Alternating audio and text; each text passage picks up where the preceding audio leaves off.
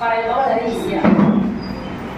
അതായത് നമ്മൾ നിത്യവും നമ്മുടെ ജീവിതത്തിലെ പലരും പറയുന്നത് കേട്ടിട്ടുണ്ട് അല്ലേ, പോസിറ്റീവായി ചിന്തിക്കും, പോസിറ്റീവായി ചിന്തിക്കും. വേറെ ഒരാൾക്ക് ഉപദേശം കൊടുക്കാൻ ആർക്കൊന്നും ഒരു ബുദ്ധിമുട്ടില്ലല്ലോ. പോസിറ്റീവായി ചിന്തിക്കൂ, പോസിറ്റീവായി ചിന്തിക്കൂ എന്ന് പറയാം. വളരെ കുട്ടികൾക്കും കൂടിയുള്ളതാണ് കേട്ടോ. അപ്പോ എല്ലാവരും പറയുന്ന ഒരു കാര്യമാണ്. നമ്മൾ എന്തെങ്കിലും പറയുന്നുണ്ടെങ്കിൽ നമ്മുടെ മനസ്സിൽ ആദ്യം അത് തോന്നിയിട്ടാണ് നമ്മൾ പറയുന്നത്. മനസ്സിൽ തോന്നാണ്ട് നമ്മൾ പറയില്ല. ഏതൊരു പ്രവൃത്തിയും ആദ്യം മനസ്സാണ് പ്രവർത്തിക്കുന്നത്. അതിനുശേഷമാണ് നമ്മൾ പറയുന്നത്, കയ്യെ കാല് അങ്ങോട്ട് പോകുന്നത്, ജോലി ചെയ്യുന്നത്. ഇന്ന് കറി വെക്കണം എന്ന് മനസ്സിൽ തോന്നിയതാണ് നിങ്ങൾ വെക്കുന്നത് അല്ലെ. അപ്പൊ ആ കറി ആദ്യം ആരെ വെച്ചത്? മനസ്സ് വെച്ച് കഴിഞ്ഞു. അതിനുശേഷമാണ് പരിപ്പെടുത്തിടുന്നു, നിങ്ങൾ കറി വെക്കുന്നു. സാമ്പാർ എന്താന്ന് വെച്ചാൽ നിങ്ങൾ വെക്കും. അതിനെയൊക്കെ കാണുന്ന നിങ്ങളുടെ കാഴ്ചപ്പാട് മാറി, നിങ്ങൾ മാറി. മനസ്സിലായോ? അതായത് നമ്മുടെ അബ്ദുൽ കലാം പറയുന്ന സാറ് പറയുന്ന ഒരു വാക്കുണ്ട്. അതായത് നിങ്ങളുടെ കാലുമ മുള്ളു കൊള്ളാതിരിക്കാൻ നടക്കുന്നവരുടെ മുഴുവൻ പരവതാനി ഇരിക്കാൻ പോകരുത്. നിങ്ങളും ചെരുപ്പാൻ അല്ലേ? അതെന്ന് പറയുന്ന പോലെ ആ ചെരുപ്പ് മനസ്സിനുണ്ട്.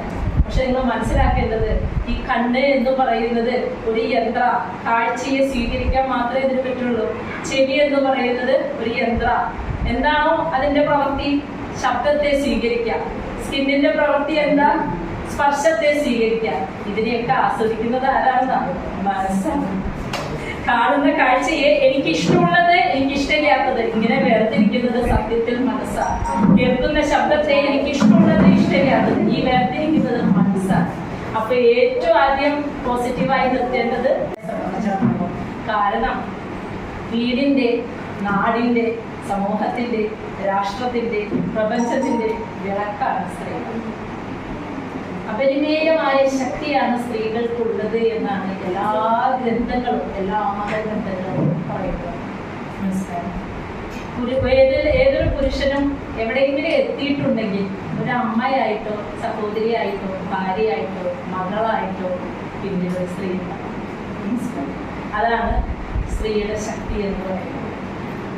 പ്രപഞ്ചത്തെ നിലനിർത്തുന്നതും സ്ത്രീയാണ്. ഒരു കുടുംബത്തെ നിലനിർത്തുന്നതും സ്ത്രീ. വിചാരിച്ചാൽ ആ വീട് സ്വന്തമാക്കാനും നരകമാക്കാനും സാധിക്കും.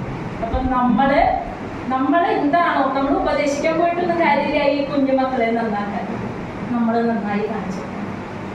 ഒരു ഉപദേശവും കൊടുക്കണ്ട. നമ്മൾ എങ്ങനെ ജീവിക്കണം എന്ന് നമ്മൾ നന്നായി ജീവിച്ച് അവർക്ക് കാണിച്ചു കൊടുത്താലേ അവർ ആ വഴിക്ക് വന്നോളും. അതല്ലാതെ അവർ ഉപദേശിക്കാൻ പോയിട്ട് ഒരു കാര്യമില്ല. അപ്പൊ ആദ്യം നമ്മളുടെ വാക്ക്, നമ്മളുടെ പ്രവൃത്തി, വീടിനകത്ത് നമ്മൾ ഈ പോസിറ്റീവ് ചിന്ത എന്ന തലത്തിൽ നിന്നുകൊണ്ട് ഈ നിമിഷം മുതൽ ഞാൻ എന്റെ കാഴ്ചപ്പാട് മാറ്റാം.